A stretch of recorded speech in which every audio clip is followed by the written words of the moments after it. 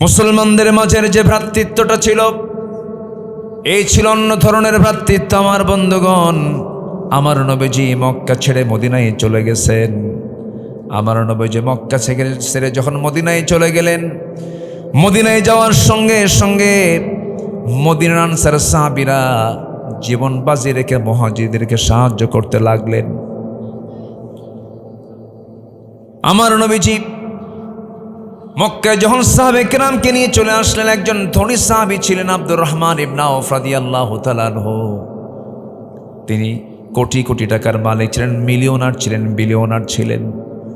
নবীর সঙ্গে হিজরত করে যখন মদিনায় চলে গেছেন, বউ নাই, বাচ্চা নাই, সব মক্কায়। বড় ব্যবসার চাবি তার হাতে ছিল, কিন্তু দোকান তো মক্কায় রেখে এসেছেন, কিচ্ছুই করার ছিল না। আমার নবীজির সামনে একদিন সে আব্দুর রহমান ইবনে আওফ ইতিমের মতো বসে আছে। রাসূল বলছেন, আব্দুর রহমান, তোমাকে দেখে আমার চোখে পানি চলে আসলো। তোমার পাশে আজকে কেউ নাই মনে হচ্ছে। ও আব্দুর রহমান, তুমি যে আজকে দিন গ্রহণ করার কারণে দুনিয়ার সব কিছু মাইনাস করে ফেললে, তোমার কষ্ট হচ্ছে নাকি? আব্দুর রহমান ইবনে আওফ মুস্কি হাসি মেরে বলছেন, ইয়া রাসূলুল্লাহ, আল্লাহর কসম করে বলি, আমি যে দিনটা গ্রহণ করেছি, আমি যে ইসলামটা গ্রহণ করেছি, এর চেয়ে বড় পাওয়া আমার জীবনে আর দ্বিতীয়টা নাই। আমি আপনাকে পেয়েছি, আমি আমার আল্লাহকে পেয়েছি, এটা আমার সবচেয়ে জীবনের বড় পাওয়া। আমার নবীজি বলেন, আব্দুর রহমান, তোমার ব্যবস্থা কিছু আমি করে দিচ্ছি, দেখো একটু ওয়েট করো। আনসার সাহাবীকে ডাক দিচ্ছেন, আনসার সাহাবীকে ডেকে বলছেন, আনসার সাহাবী, আমার আব্দুর রহমান খুব ধনী সাহাবী ছিল, মক্কার মাটিতে মিলিয়নার ছিল, বিলিয়নার ছিল। অতএব আমার আনসার সাহাবী, আমার এই ধনী সাহাবীর জন্য দেখো তো কিছু করা যায় কিনা, দেখো তো, এটা চেষ্টা করে দেখো। আনসার সাহাবী নবীর কথাকে বরকত মনে করে ঘোড়ার পিঠে তাকে চড়াইয়া দিলেন। মদিনার সবচাইতে বড় দুইটা খেজুর বাগান তিনি দেখায় দিলেন। এরপরে বলছেন, আমার ভাই, ও আমার মুহাজির ভাই, তুমি তো দুইটা খেজুর বাগান দেখলে, যে খেজুর বাগানটা তোমার পছন্দ, সেই খেজুর বাগানটা আমি নবীজির অর্ডারে এক্ষুনি তোমার নামে দলিল করে দিতে চাই। ভ্রাতৃত্ব আছে না নাই? আসতে বলবেন না, আছে না নাই? আছে। ভালোবাসবো আমরা কার জন্য? আসতে বলবেন, ভালোবাসবো আমরা কার জন্য? কিন্তু ক্যাম্পাসের সামনে যে গাছের জোড়ায় জোড়ায় ভালোবাসে, এটা কার জন্য? শয়তানের জন্য না মেয়ে পাওয়ার জন্য? ভালো করে উত্তর দেন। হ্যাঁ, এই যুবকরা কথা বলো। ও ভালোবাসা ঠিক, ভালোবাসা ঠিক, সমস্যা নাই, কিন্তু কোন ভালোবাসা? যে ভালোবাসাটা অবৈধ না বৈধ? আচ্ছা, আল্লাহ কি মেয়ের দিকে তাকাতে মানা করেছেন? নারীর দিকে তাকাতে মানা করেছেন? না, তাকাতে বলেছেন, মার দিকে তাকাও। তাকাতে বলেছেন, মেয়ের দিকে তাকাও। তাকাতে বলেছেন, বোনের দিকে তাকাও। তাকাতে বলেছেন, বউয়ের দিকে তাকাও। অন্যের বউ না, অন্যের বউ না। কিসের বউ? নিজের বউয়ের দিকে তাকাও। আল্লাহ তো মানা করেননি। স্বামী স্ত্রী যখন প্রেম নিবেদন করে, প্রেম বিনিময় করে, তখন ফেরেশতারা মুস্কি মুস্কি হাসি দেয় আর তাদের আমলনামায় সওয়াব লেখে। সুবহানাল্লাহ বলবেন না? ইসলামে এমন কোনো কাজ নাই যে কাজে দোয়া নাই। সকল কাজে দোয়া আছে এবং সকল কাজই হলো ইবাদত। সকল কাজ কি? ইবাদত। সেটা যদি কোরআন এবং সুন্নাহ মাফিক হয়ে থাকে, আপনি বাথরুমে ঢুকেছেন, শৌচকার্য করছেন, পেশাব পায়খানা করছেন, এটা কি ইবাদতের বাইরে? এটাও ইবাদত। আমার বন্ধুগণ, কথার তো কোনো থা নাই। বলছিলাম ওই মুহাজির সাহাবীর কথা। আনসার সাহাবী এবার বললেন, ভাই, দুইটা খেজুর বাগান দেখায় দিলাম, যেই খেজুর বাগান তোমার পছন্দ হবে সেই খেজুর বাগানটা তুমি খেয়ে নিবা। সেই খেজুর বাগানটা আমি তোমার নামে দলিল করে দেব, তুমি সেখান থেকে খেয়ে নিবা।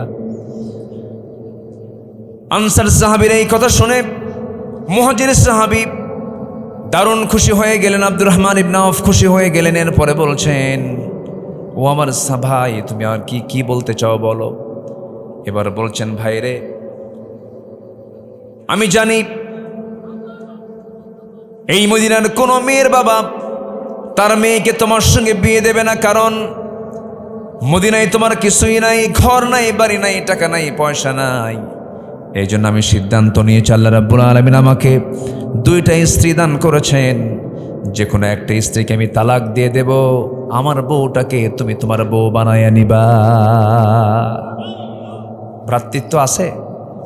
আসতে কয় ভ্রাতৃত্ব ছিল ছিল কি ভ্রাতৃত্ব ছিল দেখেন।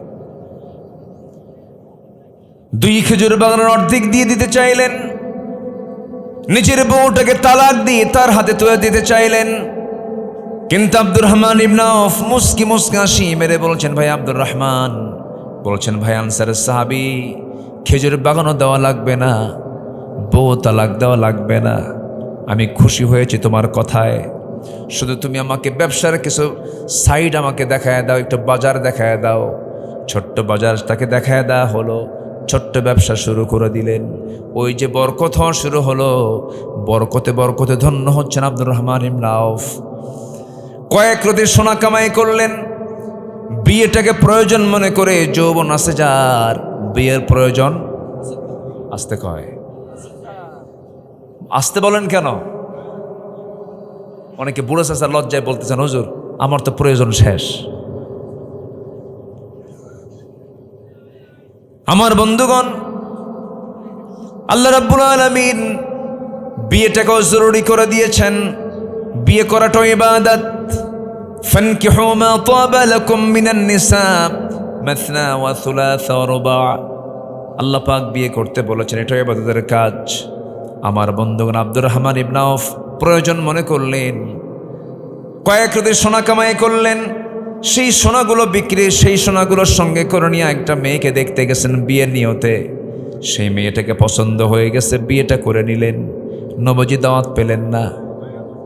কে দাওয়াত পেলেন না? আল্লাহ রাব্বুল আলামিন মুমিনদেরকে ভ্রাতৃত্বের বন্ধনে দেখতে চান।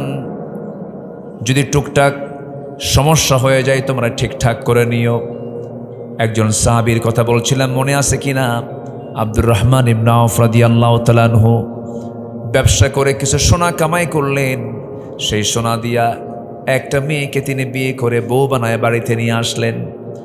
3-4 দিন পর নবীর কাছে গিয়ে সুন্দর পোশাকে, সুন্দর সুগন্ধে যখন দাঁড়িয়েছেন, রাসূল বলছেন, আব্দুর রহমান, তোমাকে আজকে একটু ভিন্ন দেখা যাচ্ছে, চেহারায় কেমন যেন লাবণ্য দেখা যাচ্ছে, চেহারার মধ্যে তোমার মধ্যে বরকত লক্ষ্য করছে, তুমি কি কিছু করছো নাকি? উনি মুস্কি হাসি মেরে বলছে, হুজুর আমি তো বিয়ে করে ফেলছি। রাসূল মুস্কি হাসি মেরে বললেন, বিয়ে করলা তুমি, দাওয়াত পাইলাম না আমি, তুমি আমারে দাওয়াত দিলা না, আমি বিশ্বনবী দাওয়াত পেলাম না, কেমন কথা? সাহাবী এবার মুস্কি হাসি মেরে বলছে, হুজুর দাওয়াত দেব কখন, মনই তো নাই। কি নাই? এরকম হয় কি না? এখনো হয় না? হয়। কাছের বন্ধু কিন্তু বিয়ের দাওয়াত মিস হয়ে যায়, দাওয়াত পায় না। বিয়ে হয়ে গেছে, আমার নবীজি বলছেন, বিয়ে তো হয়ে গেছে, ভালো কথা, সমস্যা নেই, দেখতে গেছো বিয়ে হয়ে গেছে, ভালো কথা, কিন্তু আমার তো দায়িত্ব আছে। তুমি হিজরত করে আমার সঙ্গে মক্কা থেকে মদিনা এসেছো, বিয়েটা যে করলাম, মোহরনার টাকা তুমি দিলা কেমনে? হুজুর ব্যবসা করেছিলাম, কয়েক রাতে সোনা কামাই করেছি, সেই সোনাটা সম্পূর্ণ আমার বউকে দিয়া, সেই বউটাকে আমি রানী বানায় আমার বাড়িতে নিয়ে আসছি, মোহরনা আদায় করেছি, হিজাব কবুল হয়ে গেছে। আমার নবীজি এতটাই খুশি হলেন। আমার নবীজি সেই পরিবারের জন্য দোয়া করে বলছেন, আল্লাহ তাআলা আমার আব্দুর রহমান ইবনে আওফ যে ত্যাগ স্বীকার করে মক্কা থেকে মদিনা পর্যন্ত এসেছে, সব কিছু মাইনাস করে দিয়া আমার আব্দুর রহমানের ব্যবসা এবং পরিবারে তুমি আল্লাহ বরকত দিয়া ধন্য করো। পরিবারে এমন বরকত হলো, 13 সন্তানের বাপ। কয় সন্তান? বলেন কয় সন্তান? 13 সন্তান। নবীজি দোয়া করে দিলেন। আচ্ছা, সন্তান কম হওয়া দরকার না বেশি হওয়া দরকার? আপনার কয়টা? 4টা। আপনার কয়টা? মাশাআল্লাহ, এখানে 4 দলীয় জোট হলো না, এখানেও 4, এখানেও। আপনার কয়টা? মাত্র 2টা। কি একটি হলে ভালো হয় না?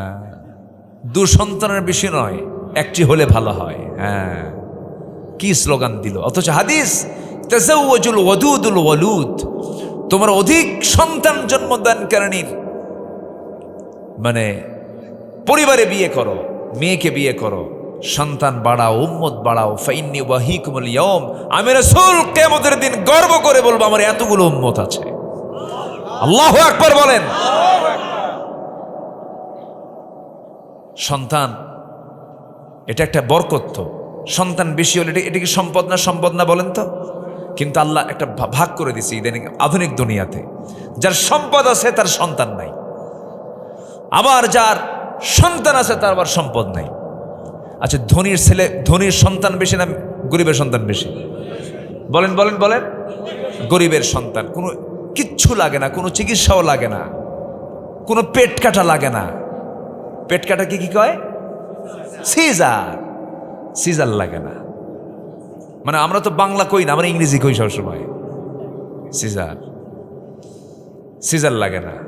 পৃথিবীর কোনো প্রাণী, মানুষ ছাড়া কোনো প্রাণীর কি সিজার লাগে? লাগে না। কোনো প্রাণীর সিজারের প্রয়োজন হয় না, খালি প্রয়োজন হয় কার? মানুষের। প্রয়োজন হতো না, এটারও কারণ আছে। কিছু ডায়াগনস্টিক সেন্টার আছে, ডাকাত আছে কিনা বলেন? আছে কিনা বলেন? যেখানে ইনজেকশন দিলে হয়ে যাবে সেখানে কি করে?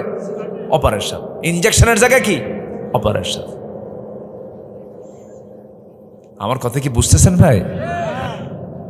কোন প্রাণীর সিজার নাই, মানুষের সিজার লাগে। গরিবের কোনো সিজার লাগে না। গরিবের আল্লাহ রাব্বুল আলামিন বছরের মাথায় একটা, অপর মাথায় একটা দিয়ে দেন, একসঙ্গে দুইটাও দেন। বিয়ের বয়স 11 বছর, বাচ্চার সংখ্যা হলো 9টা। কোনো বছর মিস আছে? কোনো বছর মিস আছে? কোনো গ্যাপ ট্যাপ নাই। কিন্তু ধনী বিয়ে করেছে 23 বছর, 23 বছরের বাচ্চা একটাও আসে নাই। শেষমেশ থাইল্যান্ড চলে গেল চিকিৎসার জন্য। চলে গিয়ে কোনো মতে একটা সন্তান পেটে ধারণ হলো। সেই সন্তানটার বয়স যখন পেটে 9 মাস হয়ে গেছে, ডাক্তার বলে পজিশন ঠিক নাই, সিজার। কি লাগবে? সিজার লাগবে। বাচ্চা দুনিয়াতে চলে এলো। বাচ্চা দুনিয়াতে আসার সঙ্গে সঙ্গে ডাক্তার বলে দিল ওর তো এখনো ম্যাচুরিটি আসে নাই, পরিপক্ক হয় নাই, তাড়াতাড়ি আইসিইউতে নিয়ে নাও। চোখে দেখে না, কানে শোনে না, তাড়াতাড়ি নিয়ে নাও আইসিইউতে। আইসিইউতে কিছুদিন থাকার পরে 2-3 বছর বয়স যখন হয়ে গেছে, সেই বাচ্চাটা যখন সবার সামনে আসে, তাকায় একদিক, নজর আরেক দিক। এই আসানা নেই বলেন তো? আল্লাহ গরিবকে সন্তান দিয়ে ভরপুর করে দিয়েছেন, ধনীকে সম্পদ দিয়েছেন। আল্লাহ বলছেন ধনীকে তুই টাকা দেখবি, আর আমার গরিব বান্দাগুলো সন্তান দেখে চক্ষু শীতল করবে। সুবহানাল্লাহ। গরিব বেশি খায় না ধনী বেশি খায়? হ্যাঁ বলেন। ধনী বেশি খায়। কে বেশি খায় বলেন? গরিব বেশি খায়। আচ্ছা, শহরের লোক বেশি খায় না গ্রামের লোক বেশি খায়? গ্রামের লোকই তো বেশি খায়। শহরের লোক মূলার নাস্তা করে। কিসের নাস্তা? কি মূলা চেনেন তো? শহরের মানুষ মূলা দিয়ে নাস্তা করে। 4-5টা রুটি নিয়ে বসে, এতগুলো রুটি নিয়ে বসে। ডাক্তার বলে দিয়েছে 2টার বেশি খাওয়া যাবে না, একটা খেলে ভালো হয়। একটা মাত্র কত গ্রাম ওজন হবে? 20 গ্রাম ওজন হবে, 30 গ্রাম ওজন হবে। কিন্তু গ্রামের মানুষ যখন খাওয়ার প্রয়োজন হয়, সে ফজরের সময় উঠে এক চট সে জমিতে হাল চষে আসে, কায়িক পরিশ্রম করে। 9টা বাজার সঙ্গে সঙ্গে বাড়িতে এসে বউকে বলে, বউ রে কি খাবার আছে? রান্না এখনো শেষ হয় নাই, রাতের কি খাবার আছে? পান্তা নিয়ে আয়। পান্তা নিয়ে আসছে। পাতিলের তলে 1 কেজি পান্তা, 1 সের চালের পান্তা। সেই পান্তা নিয়ে যখন ডিশ নিয়ে বসেছে, গাবলা নিয়ে বসেছে, এতগুলো লবণ, 4-5টা পেঁয়াজ আর কাঁচা মরিচ 3-4টা, বসে গেছে মজার তালে। এমন খাওয়া খাইলো, গ্রাসের মতো, গরুর মতো গ্রাস দিয়া খাচ্ছে এতগুলো করে। 5 মিনিটে 1 কেজি চাল শেষ। এরপরে বলে, বউ আরো কিছু আছে নাকি? না। খাইছো কেমন? 1 কোনা ভরলো। কয় কোনা ভরছে? কে বলেছে মানুষ সম্পদ পেলেই সুখী হয়ে যায়? না না, সুখী হওয়ার একমাত্র মাধ্যম কে? কারণ কে কে কে? মাধ্যম আল্লাহ। কিন্তু গরিব মানুষগুলো খায়, আল্লাহ তাদেরকে খাওয়ার মতো বরকত দিয়ে দিয়েছেন। ধনী মানুষ খেতে পারে না, ডায়াবেটিস হয়ে গেছে, খেতে পারে না। এটা 2 গ্রাম, এটা 3 গ্রাম, এটা 4 গ্রাম খেতেই পারে না। এতগুলো আঙ্গুর সুন্দর করে সাজানো গোছানো 1 কেজি আঙ্গুরের সামনে থুয়ে রাখছে। হাজি সাহেব খেতে নাই, একটা আঙ্গুর খাওয়ার সঙ্গে সঙ্গে সহকারী বলে, স্যার আর খাওয়া যাবে না কেন? ইনসুলিন নিতে হবে। একটা খায় আর ইতিমের মতো সাদা আইরে পোড়া কপাল খাইতে পারি না। কি কথা কি বুঝতেছে? কোনো চিন্তা নাই। অর্থ আছে কার কত, সম্পদ আছে কার কত, এগুলো চিন্তার কোনো বিষয় নয়। আল্লাহর কাছে আমরা চাবো সম্পদ না সুখ? বলেন বলেন বলেন বলেন। আল্লাহর কাছে আমরা চাবো অসুস্থতা না সুস্থতা? গোটা দুনিয়ার সব কিছু আপনাকে দিয়ে দেওয়া হলো, কিন্তু আপনি অসুস্থ, কোনো লাভ আছে নাকি? কোনো লাভ নাই। কথা তো বিভিন্ন দিকে চলে গেল, আবার লাইনে চলে আসি। ভ্রাতৃত্বের বন্ধনের আবদ্ধ হতে হবে আমাকে আপনাকে। এই উদাহরণ দিয়ে তিনি এক সাহাবীকে টেনেছিলাম, আব্দুর রহমান ইবনে আওফ। আমার নবীজি বলছেন, বিয়ে করছে ভালো কথা, তুমি মোহরের টাকা আদায় করছো নাকি? মোহরের টাকা আদায় করেছি। ওই যে কয়েক সোনা কামাই করেছে, সেই টাকাগুলো, সেই সোনাগুলো দিয়ে বউটাকে রানী বানায় ঘরে নিয়ে আসছি। রাসূল দোয়া করে দিলেন। আব্দুর রহমান ইবনে আওফ রাদিয়াল্লাহু তাআলা আনহু বদরে অংশগ্রহণ করেছেন, উহুদে অংশগ্রহণ করেছেন, খন্দকে অংশগ্রহণ করে চরম জখম হলেন, রক্তাক্ত হয়ে জমিনে পড়ে গেলেন। রক্তক্ষরণ আর বন্ধ হলো না। শেষ পর্যন্ত রক্তক্ষরণ হয়ে আব্দুর রহমান ইবনে আওফ রাদিয়াল্লাহু তাআলা আনহু দুনিয়া থেকে বিদায় নিয়েছেন। সাদ ইবনে মুআজ রাদিয়াল্লাহু আনহু দুনিয়া থেকে বিদায় নিয়েছেন। আব্দুর রহমান ইবনে আওফ কত বড় ভাগ্যবান, এতগুলো যুদ্ধে তিনি অংশগ্রহণ করেছেন। আমার ভাইরা, আমার বন্ধুগণ, আব্দুর রহমান ইবনে আওফের জীবনটা আমি টেনে নিয়ে আসার অন্যতম যে দিকটা ছিল সেটা হলো, ওই যে মনে আছে কিনা, আনসার সাহাবী বলে ফেললেন, ভাইরা আমি তোমার জন্য একটা খেজুর বাগান দিয়ে দিলাম, আমার 2টা বউয়ের মধ্যে একটা বউ তালাক আমি তোমাকে দিতে চাই। এই যে ভ্রাতৃত্ব, এই যে মহাব্বত, এই ভালোবাসা আমাদের মধ্যে তৈরি হওয়ার দরকার আছে না নাই? আসতে বলবেন না, আছে না নাই? এই মহাব্বত তৈরি করতে হবে।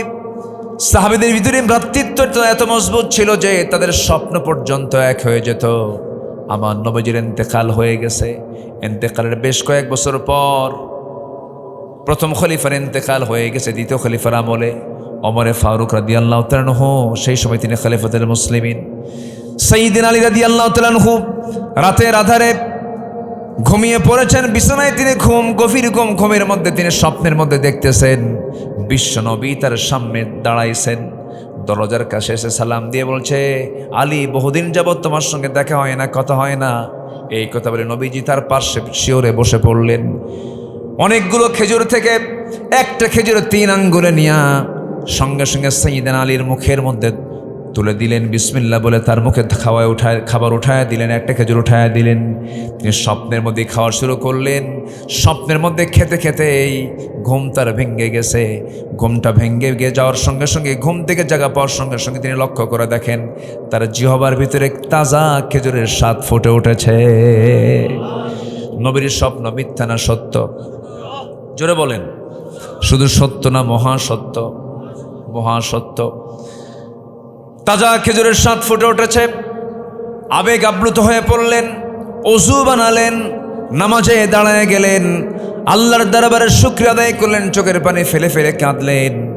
আমার বন্ধুগণ, আল্লাহর নৈকট্য হাসিল করার জন্য 5 ওয়াক্ত নামাজ তো পড়তেই হবে। আল্লাহর নিকটতম বান্দা হওয়ার জন্য সবচেয়ে গুরুত্বপূর্ণ একটা নামাজ আছে, সেটা হলো শেষ রাত্রির নামাজ, তাহাজ্জুদ নামাজ। আমরা রেগুলার পড়ব। জোরে বলি ইনশাআল্লাহ, আরও জোরে বলি ইনশাআল্লাহ। দিন শেষে সবার সঙ্গে বন্ধুত্ব হেরে যাবে, বন্ধুত্ব থাকবে কার সাথে? আল্লাহর সাথে। আল্লাহর সঙ্গে সম্পর্ক করার একমাত্র মাধ্যম হচ্ছে 5 ওয়াক্ত নামাজ। আর গুরুত্বপূর্ণ একটা অপশন হচ্ছে, গুরুত্বপূর্ণ একটা টাইম হচ্ছে শেষ রাতের সময়। সাইয়্যিদিনা আলী তাহাজ্জুদ পড়লেন, চোখের পানি ফেলে ফেলে কাঁদলেন। ফজরের যখন আজান হয়ে গেছে, মসজিদের দিকে রওনা করলেন। মসজিদে গিয়ে নামাজে দাঁড়ালেন। নামাজ পড়াচ্ছেন কোনো নিয়োগপ্রাপ্ত ইমাম নয়, নামাজ পড়াচ্ছেন যিনি রাষ্ট্র পরিচালনা করেন সেই লোকটাই নামাজ পড়া। মানে যে স্বপ্ন আলী দেখেছেন সেই স্বপ্ন ওমর ফারুক দেখেছেন। জোরে কোন সুবহানাল্লাহ।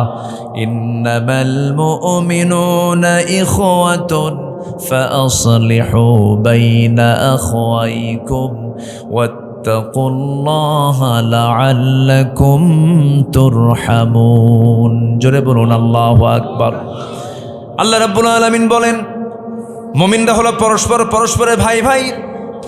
ফাসলিহু বাইনা আখওয়াইকুম, ভাইদের মাঝে যত জটিলতা আছে, যত সমস্যা আছে, সব সংকট নিরসন করে নাও। ভাই ভাই হয়ে যাও, বুকে বুক মিলিয়ে নাও, ভ্রাতৃত্বের বন্ধন আবদ্ধ হয়ে যাও। এবং আল্লাহর একটা হুকুমে আয়াতের মধ্যে করছেন ওয়াত্তাকুল্লাহ, জীবনের সকল জায়গায় একমাত্র ভয় করবে কার? আরো জোরে বলেন কার? আল্লাহর ভয় আমরা করব। আল্লাহর ভয় একমাত্র জান্নাতে যাওয়ার একমাত্র কারণ। আল্লাহর ভয় যার মধ্যে থাকবে সেই বান্দা কোনো হারাম কাজ করতে পারবে না। আল্লাহর ভয় যার মধ্যে থাকবে সেই বান্দা কখনো দুর্নীতি করতে পারবে না। আজকে যদি 16 বছর খোদাভীরু শাসক যদি দেশে থাকতো, আজকে দেশের চিত্র এমনটা হতো না। দেশ স্বাধীন হয়েছে 71, আজকে 2025 সাল। দেশের 54 বছর দেশের স্বাধীনতার বয়স চলছে, কিন্তু এই 54 বছর আমরা যা দেখেছি, জাতির কি ভাগ্য খুলেছে না ভাগ্য পড়েছে? হ্যাঁ বলেন বলেন বলেন, ভাগ্য খুলেছে না পড়েছে? পড়েছে। কিছুই তো পাইলাম না। সব টাকা দেশ থেকে পাচার হয়ে গেছে, নাই দেশে কিছু। কেউ 25 বছর, কেউ 16 বছর, কেউ 9 বছর, কেয়ারটেকার গভর্নমেন্টের কয়েক বছর, সব দেখা শেষ। কেউ কিছুই করতে পারেনি। আগামীর দেশ আমরা দেখতে চাই ভ্রাতৃত্বের বন্ধন আবদ্ধ হয়ে যে সোনার বাংলাদেশ কোরআন দিয়া। সবাইকে রাজি আছেন? রাজি আছেন কারা কারা? হাত উঁচু করে দেখান মুসলমান।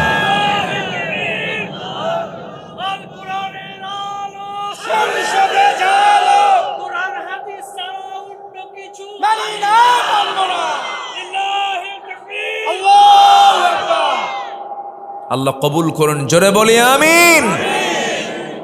এই ইসলাম প্রতিষ্ঠার জন্য ফুলসজ্জার মধ্য দিয়ে ইসলাম আসে নাই। সাহাবে কেরামদের শরীর থেকে রক্ত ঝরেছে। সেই রক্তে ভেজা ইসলামকে আমরা বাংলার জমিনে বিজয়ী করার জন্য, দেশ স্বাধীনের জন্য যদি লক্ষ তাজা প্রাণ ঢেলে দিতে হয়, আগামীর দিন ইসলামের বিজয়ের জন্য তেমনি সেই রক্ত, বুকের তাজা রক্ত বিলিয়ে দিতে কি সবাই রাজি আছেন? সবাইকে রাজি আছেন? আল্লাহ জান্নাত দিতে রাজি আছেন। আল্লাহ পাক এমনি এমনি জান্নাত দিবেন। আল্লাহ বলছেন তুই জান দে, মাল দে, আমি তোকে জান্নাত দেব। আল্লাহ কি চাইছেন? জোরে বলেন কি চাইছেন? জান মাল দুটাই দিবি তুই আমারে, আমি তোকে জান্নাত দেব। জান দিবি মাল দিবি না হবে না, মাল দিবি জান দিবি তাও হবে না। জান এবং মাল তুই দুটাই আমারে দিবি, আমি তোরে জান্নাত বুঝাই দেব। লিখে নেন সূরাতুত তাওবা 111 নম্বর আয়াত। একদম ক্লিয়ার কথা। আল্লাহ বলছেন আমি তোর কাছে জান্নাত বিক্রি করে দিয়েছি জান এবং মালের বিনিময়ে। জান মাল তুমি আমাকে দাও। এত সস্তা? এত সস্তা নয় জান্নাত। একটা পরিবর্তনের জন্য রক্ত ঝরাতে হয়, সফলতার জন্য ঘাম ঝরাতে হয়। ইসলাম এমনি এমনি আসেনি। বদর যুদ্ধ পাড়ে দিয়েছেন সাহাবীরা, উহুদ যুদ্ধ পাড়ে দিয়েছেন সাহাবীরা, খন্দকের যুদ্ধ পাড়ে দিয়েছেন সাহাবীরা, ৮৬ যুদ্ধের নেতৃত্ব দিয়েছেন সাহাবীরা। আমার নবীর পরিচালনায় ৮৬ যুদ্ধ পরিচালিত হয়েছে। এমনি এমনি ইসলাম আসে নাই।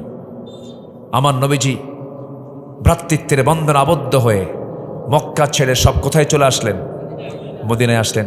নানার বাড়িতে বেড়াতে আসছিলেন না। 1 বছর যেতে না যেতে কি ভ্রাতৃত্ব ছিল দেখেন। বিজয়ের জন্য ভ্রাতৃত্ব প্রয়োজন। আমার সাবজেক্ট আজকে ভ্রাতৃত্ব। আমার নবীজি চলে আসলেন। 1 বছর যেতে না যেতেই বদর যুদ্ধের ডাক চলে এলো। রোজার মাস। কিসের মাস বলেন তো? রোজার মাস। আমার নবীজি সাহাবে কেরামকে বলেন রোজা ভাঙ্গো। কেন হুজুর? জিহাদের ডাক এসেছে। হুজুর রোজাও রাখবো জিহাদও করবো। রসুল বললেন না, জিহাদের জন্য শক্তির প্রয়োজন, পানি খাও, শক্তি সঞ্চয় করো, খাবার খেয়ে নাও। সাহাবে কেরামকে রোজা ভাঙ্গায় দিলেন। কোন মাসে বলেন? কোন মাসে? জানমাল নিতে চান কে? আল্লাহ পাক। আমরা দিতে রাজি আছি না ইনশাআল্লাহ? বদর যুদ্ধের ডাক চলে এলো। আমার নবীজি সাহাবে কেরামকে এক জায়গায় করলেন। সৈন্য সংখ্যা খুবই কম, সবার কম বেশি কথাগুলো জানা আছে। 300+ কিছু সাহাবি হলো, 313 জন এখনো পূরণ হয়নি। তাও ছোট ছোট সাহাবি তার মধ্যে ছিল।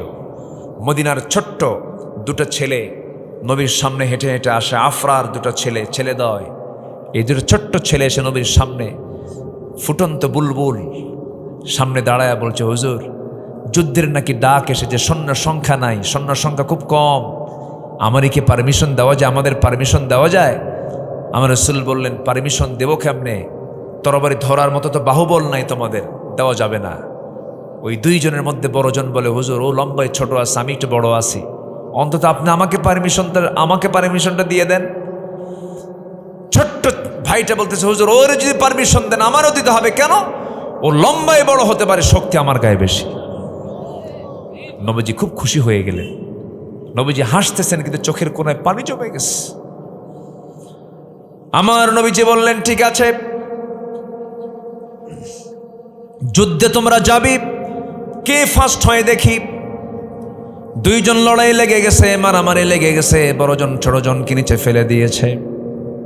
ছোটজন নিচ থেকে বড় ভাইয়ের কানের মধ্যে মুখ ঢুকায় বলে, ভাই রে, তুই আমার চেয়ে বয়সে বড়, আমি তোর সঙ্গে পারবো কেমনে? গায়ের শক্তি একটু কমায় দে।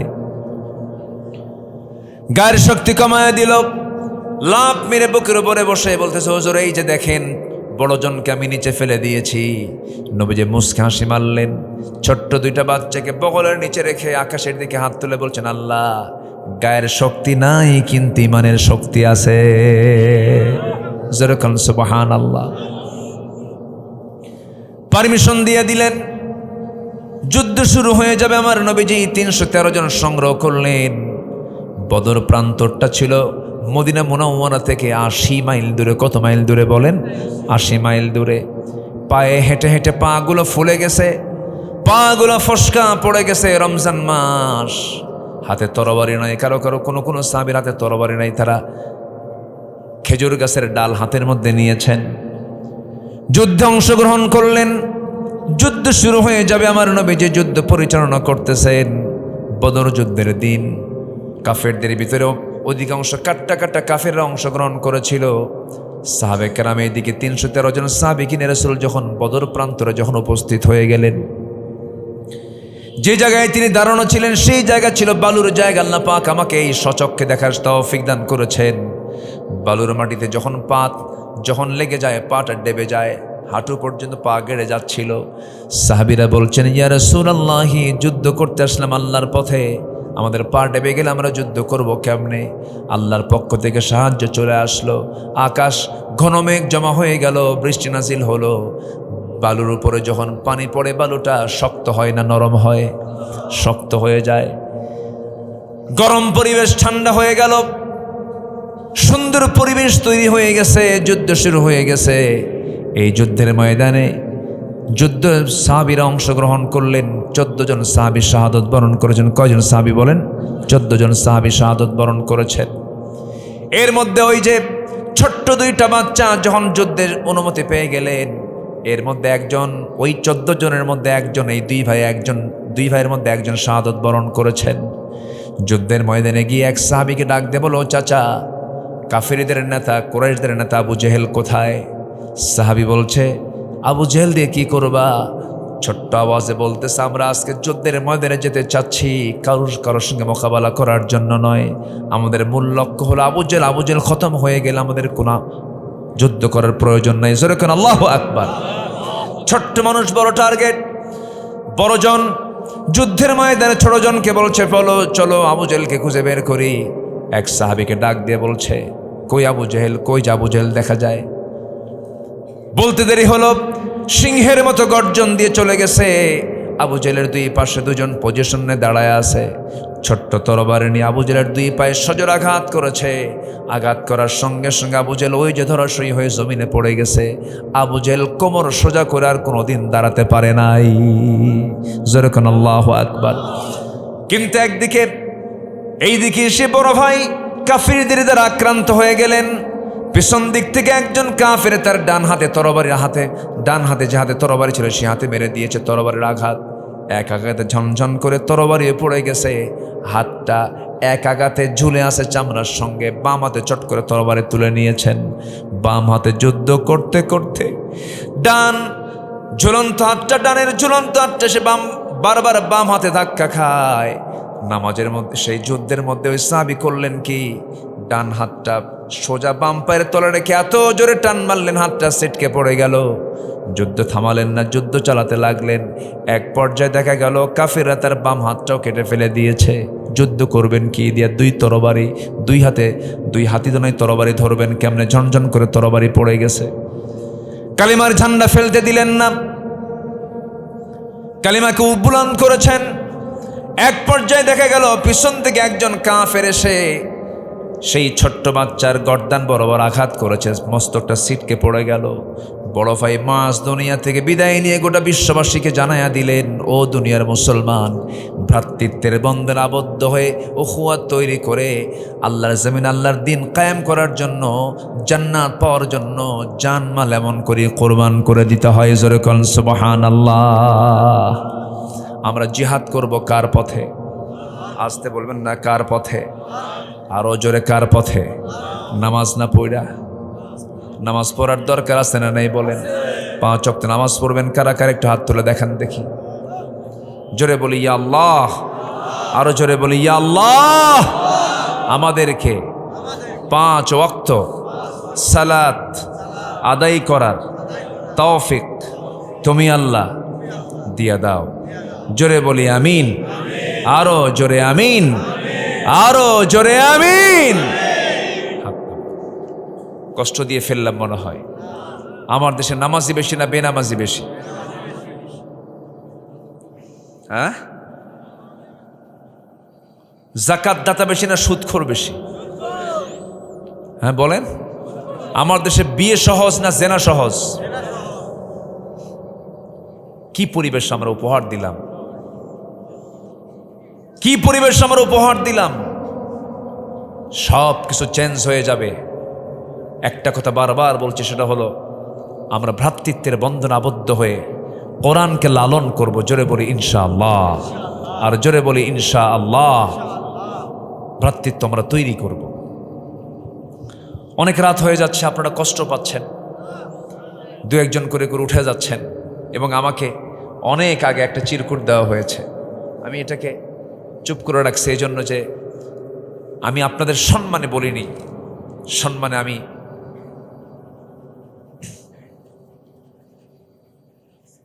একটু পরে। জি, আমরা একটা পর্যায়ে চলে আসি ইনশাআল্লাহ। এই মাহফিল প্রত্যেক বছরই তো হয় না? 21তম মাহফিল। বলি আলহামদুলিল্লাহ। জোরে আলহামদুলিল্লাহ বলেন। জোরে বলি আলহামদুলিল্লাহ। অনেক সুন্দর। এই মাহফিল প্রত্যেক বছর হোক, সবাই চান না ইনশাআল্লাহ? আল্লাহ কবুল করুন। জোরে বলি আল্লাহুম্মা আমিন। আমি সূরাতুল হুজুরাতের একটা আয়াতের একটা অংশ থেকে আমি কথা বলছিলাম উখুওয়াতের উপরে, ভ্রাতৃত্বের উপরে। কেন? মূল লক্ষ্য হচ্ছে জমিনে কার দিন প্রতিষ্ঠা করা। আসতে বলবেন না, কার দিন প্রতিষ্ঠা করা? বদর পাড়ি হলো। বদর পাড়ি হওয়ার আবার 1 বছর পর ক্ষত সারেই নাই, সংকট দূর হয়ই নাই। কোন দেশে যুদ্ধ লাগলে সে দেশে অর্থনৈতিক সংকট কম হয় না বেশি হয়? বেশি হয়। এই বিশাল সংকট দূর না হতেই আবার উহুদ যুদ্ধের ডাক চলে এলো। সে উহুদ যুদ্ধের দিন আমার রাসূলের কানে যখন চলে আসছে যে শত্রুপক্ষ তারা উহুদ প্রান্তর পর্যন্ত চলে এসেছে। এর আগে আসছিল হলো 80 মাইল দূরে, এবার আসছে মাত্র 3 মাইল দূরে। কয় মাইল দূরে? 3 মাইল। সেই মক্কা থেকে 450 মাইল অতিক্রম করে উহুদ প্রান্তরে এসে যখন দাঁড়ালো, নবীজির কানে সংবাদ চলে এলো। রাসূল বললেন, সাহাবীরা সব রেডি হয়ে যাও। লাব্বাইকা ইয়া রাসূলুল্লাহ। সবাই রেডি হলো। মাঝপথে এসে মুনাফিকদের একটা অংশ নবীর সামনে প্রবেশ করলো। হুজুর, কাফিরদের কুরাইশদের সৈন্য সংখ্যা কত? বলল 3000। আমাদের কত? 1000। এই অসম যুদ্ধে আমরা যাওয়ার জন্য প্রস্তুত নই, আমরা যাব না। আমার নবীজি শুধু মুস্কি হাসি মেরে বললেন যে কে যাবে আর কে যাবে না এটা আমার দেখার বিষয় নয়, দিনকে বিজয়ী করতেই হবে। আমার নবীজি ওই মুনাফিকদেরকে চিহ্নিত করলেন যারা পৃষ্ঠ প্রদর্শন করলো, বাকি সবাইকে নিয়ে উহুদ প্রান্তরের দিকে চলে গেলেন। এখানে একটা বিষয় স্পষ্ট করে দেওয়া দরকার। বলুন তো, নামাজে মুনাফিক চেনা যায় না মাঠে মুনাফিক চেনা যায়? বলেন বলেন বলেন। নামাজে না মাঠে? আমার সন্তানরা কোথায় ছিল বলেন তো? আগস্টে কোথায় ছিল? নামাজে তো ছিল, নামাজও তো পড়বো আমরা, ঠিক আছে, কিন্তু এই সন্তানগুলো কোথায় ছিল? বিজয় দিয়েছেন কে? আসতে বল, বিজয় দিয়েছেন কে? কিছু কিছু মুসলমান আমার দেশে আছে, নামাজের ব্যাপারে কোনো তাদের সমস্যা নেই, রোজার ব্যাপারে কোনো সমস্যা নেই, মাঠের কথা যখন আসে, জিহাদের কথা যখন আসে, সংগ্রামের কথা যখন আসে, তখন ফতুয়াবাজি শুরু হয়। আছে না নাই? মাঠের ইবাদত কিন্তু কোনো অংশে কম নয়। যত রক্ত লাগে দেব, প্রয়োজনে লোক পাঠাবো, আমি যাব না। এই পাবলিক নাই? কিন্তু আমার সন্তানরা কি 5 অগাস্টের আগ পর্যন্ত তারা কি এইগুলো করেছে? না। তারা কোথায় ছিল? বাড়িতে না মাঠে ছিল? বাপেরা বাড়িতে ছিল আর সন্তানরা মাঠে ছিল। পুলিশ গুলি করে আর পুলিশের সন্তানগুলির সামনে দাঁড়ায়া যায়। আল্লাহ পাক বিজয় কেন দিবেন না?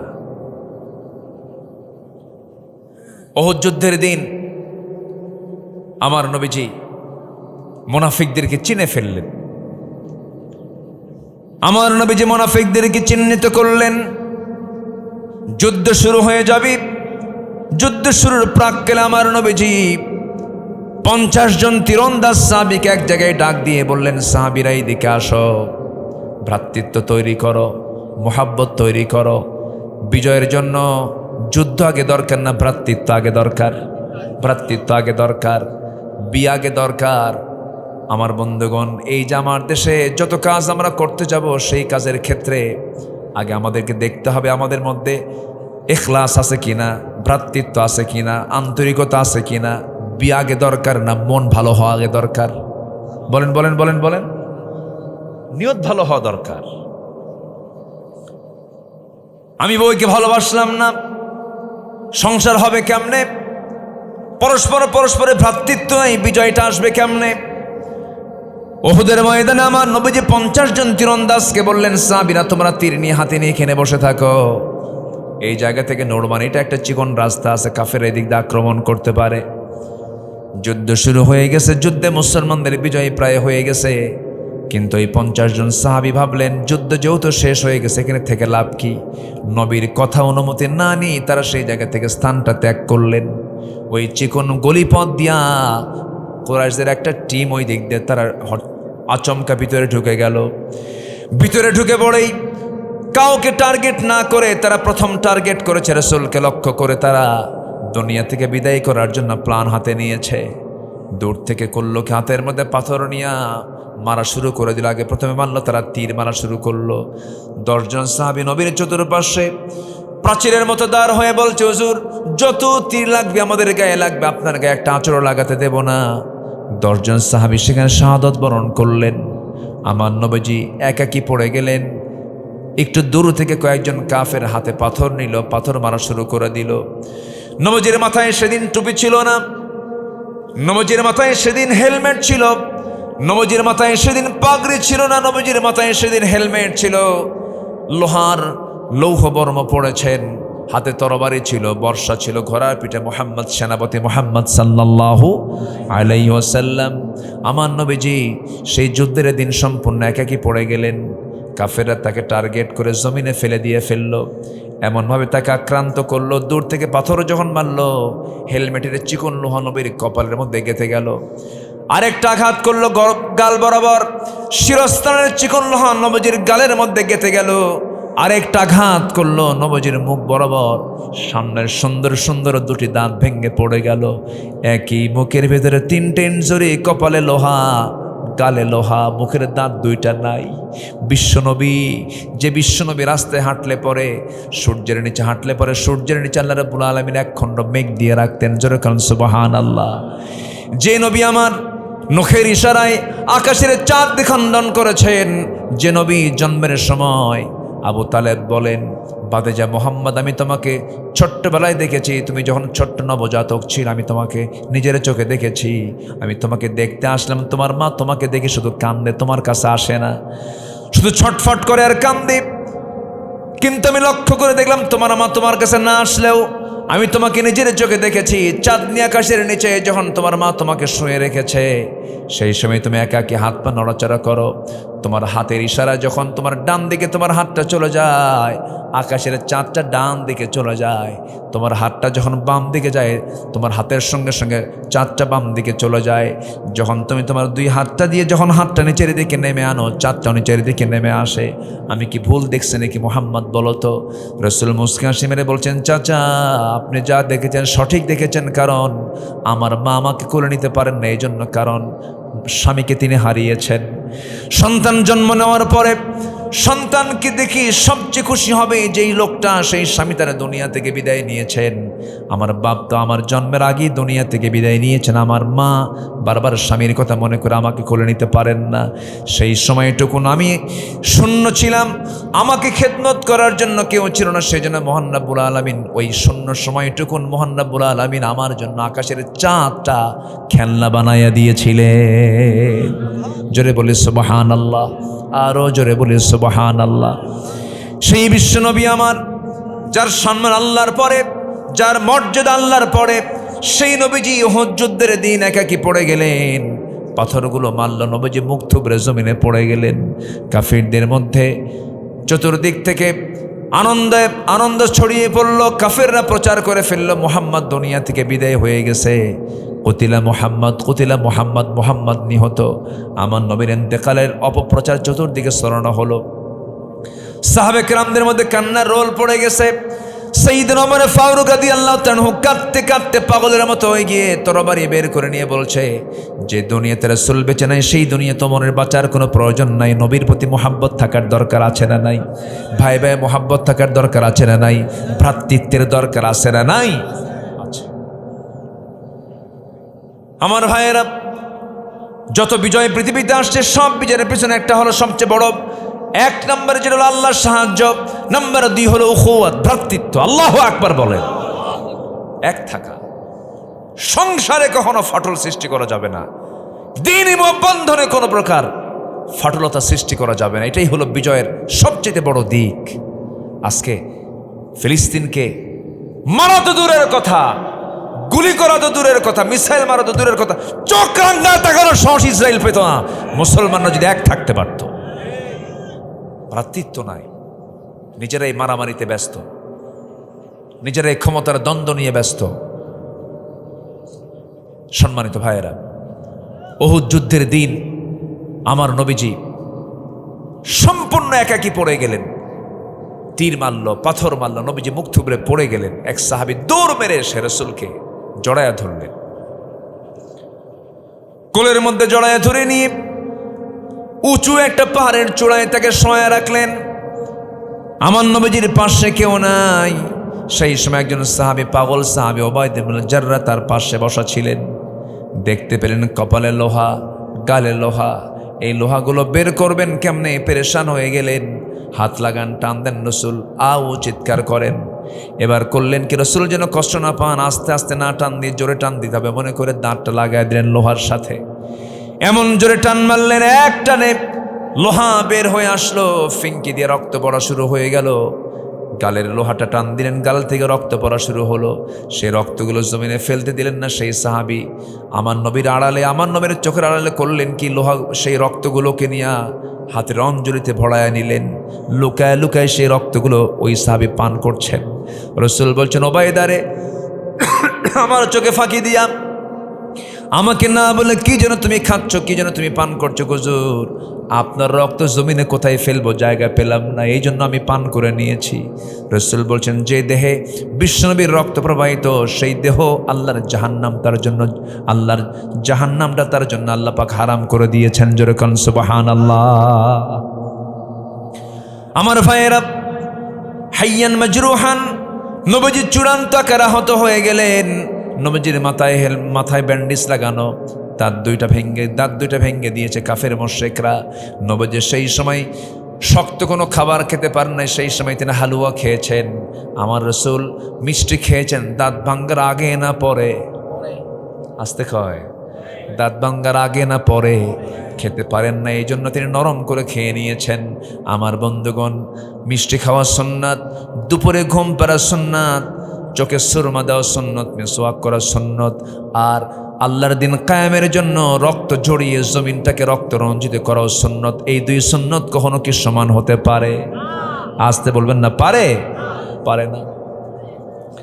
আমার বন্ধুগণ, এই জন্য আমার ভাইয়েরা, প্রথমে আমি যে কথাটা বলতে চাচ্ছি, মুসলিম বিশ্বের সংকট হলো ভ্রাতৃত্ব। এই ভ্রাতৃত্ব আমরা তৈরি করব, পারিবারিক সম্পর্ক আমরা গড়ে তুলব, সন্তানদের দিকে আমরা খেয়াল করব, পরিবারকে জান্নাতি পরিবার বানায় ফেলব, সমাজকে সুন্দর করে সমাজের ঢেলে সাজানোর জন্য নামাজের পরিবেশ তৈরি করে ফেলব।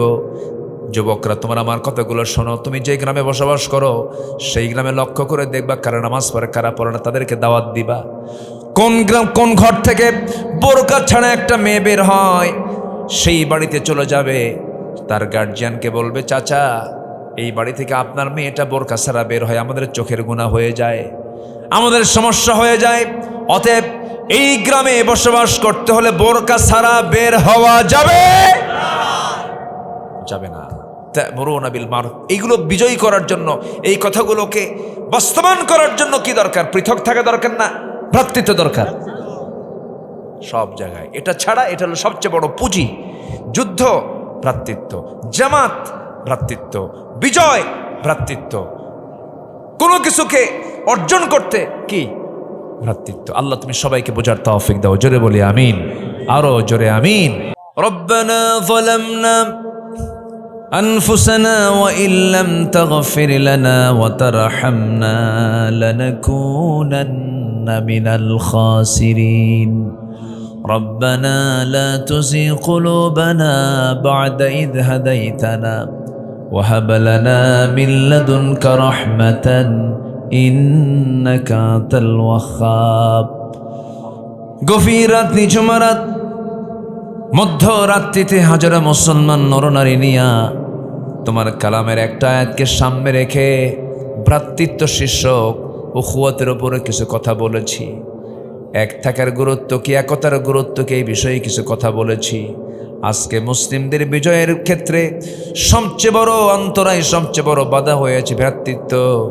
আল্লাহ তাআলা তোমার কাছে এই প্রার্থনায় আজকে করব, সবার আগে আমাদের মাঝে পরস্পর মহাব্বত তুমি আল্লাহ বাড়াইয়া দাও, ভ্রাতৃত্ব বাড়াইয়া দাও।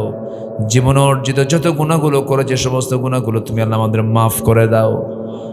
দোয়ায় যখন হাত তুলি, আব্বা আম্মার কথা মনে পড়ে যায়, যাদের আব্বা আম্মা দুনিয়া থেকে বিদায় নিয়েছেন। জিন্দেগির গুণাগুলো মাফ করে দাও, কবরগুলোকে জান্নাতের টুকরা বানাইয়া দাও।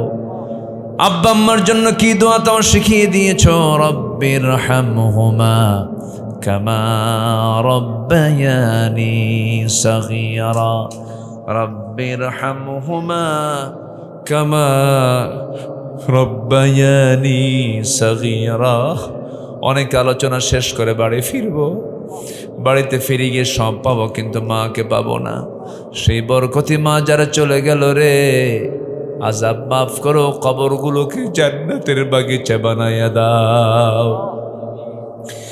আল্লাহ তাআলা, শীত যায়, গরম আসে, গরম যায়, শীত আসে, রমজান যায়, কোরবানি আসে, ঘুরে ফিরে সবাইকে খুঁজে পাওয়া যায়, কিন্তু আমার সেই বুড়ি মাকে খুঁজে পাওয়া যায় না। বুড়ি মা আমার দুনিয়া থেকে বিদায় নিয়েছেন।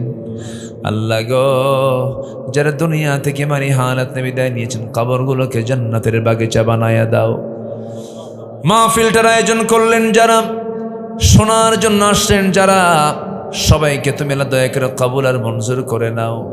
আল্লাহ তাআলা আমার সঙ্গে যেন আমিন আমিন করছেন, যার যেন এক মাকসুদ তুমি আল্লাহ দয়া করে কবুল আর মঞ্জুর করে নাও। আল্লাহ গো, দুনিয়ার 800 কোটি মুসলমান একটা প্ল্যাটফর্মে আসার তৌফিক দিয়া দাও। সাইয়েদনা ওমরের মতো নেতা তুমি আল্লাহ পাঠায়া দাও। দুনিয়া থেকে কোন দিন বিদায় নেব জানি না, তবে যেদিন মরবো টান মেরে ঘর থেকে বের করে দেবে। জীবনের শেষ গোসলটা হয়ে যাবে, মরা মুখ সব দেখে দেখে চলে। আল্লাহ, কেউ আমরা দুনিয়াতে থাকতে চাইলে আমাকে লাথি মেরে বের করে দিবে, আমাকে ধাক্কা মেরে দুনিয়া থেকে বের করে দেবে। মরে যাব 3টায়, জানাজা হবে 6টায়। বেশি দেরি করবে না, বলবে দেরি করলে লাশ ফলে উঠবে, পচে যাবে, গলে যাবে। আমাকে টেনে হেঁচড়ে কবরের দিকে নিয়ে চলে যাবে। কবরের সহায় দেবে, বাঁশ চাপা দেবে। 24 ঘন্টা যাবে না, মাথার চুলগুলো খসে খসে পড়বে। 3 দিন যাবে না, চামড়াগুলো গলে গলে পোকের পেটের খাবার হয়ে যাবে। 7 দিন লাগবে না, পেটের নারী বেরি সব চোখ মুখ কান নাক দা বের হওয়া শুরু হয়ে যাবে। কিম্বুত কিমাকার চেহারা হয়ে যাবে। আল্লাহ, দিন শেষে বন্ধু আমার কেউ নাই, তুমি আল্লাহ ছাড়া। সে অন্তিম সময় যখন চলে আসবে, জবানে জারি করে দিও লা ইলাহা ইল্লাল্লাহু মুহাম্মাদুর রাসূলুল্লাহ।